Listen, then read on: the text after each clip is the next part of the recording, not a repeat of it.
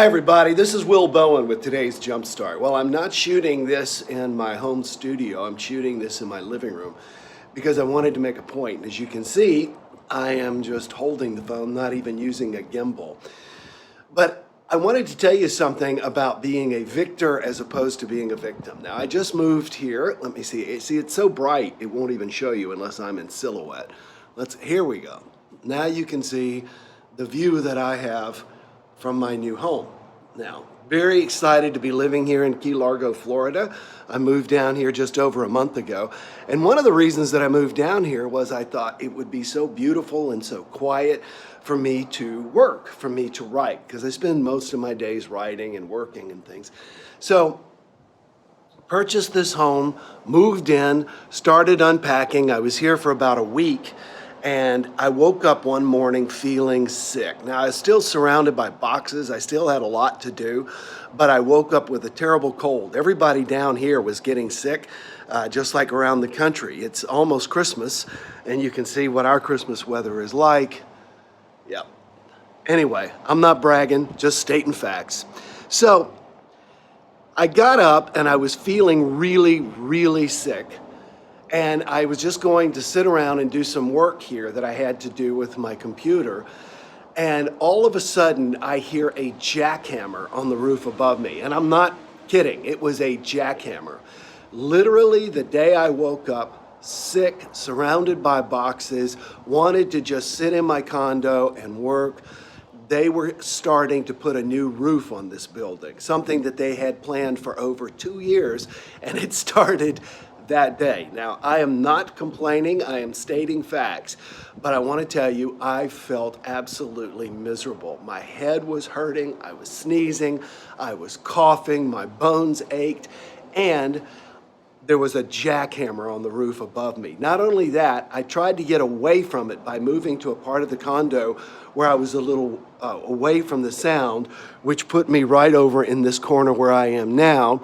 And this unit down beneath me, right here, they are actually putting in a new bathroom. And so they were using a tile saw. So I got over here into this corner where it was a little quieter, and I had a tile saw. So what do you do in a situation like that? I can tell you what I used to do, and this is not a joke. I would have gotten angry in the past. Years ago, I would have gotten angry, and the other thing was I would have called, first of all, my mother, because she would have been alive back then.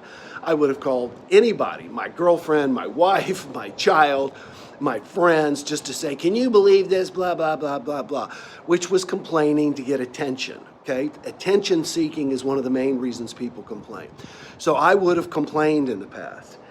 What I decided to do instead was to tell myself that I am a victor and not a victim, and that I am not a victim of this. And I kept reminding myself of how grateful I was that they were putting a new roof on the building.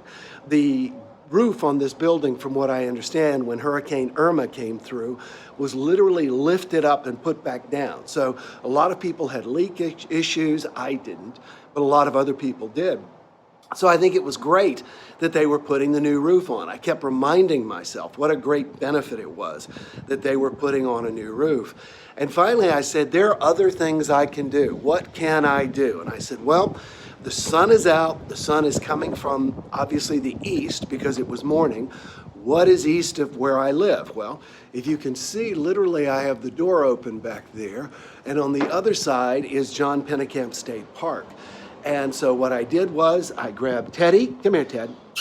Come here, buddy. He's down here playing right now. Let me see if I can show him with this turned this way. Where is Teddy Bear? There, he keeps moving. Anyway, so what I did was I grabbed Teddy. Here's Teddy.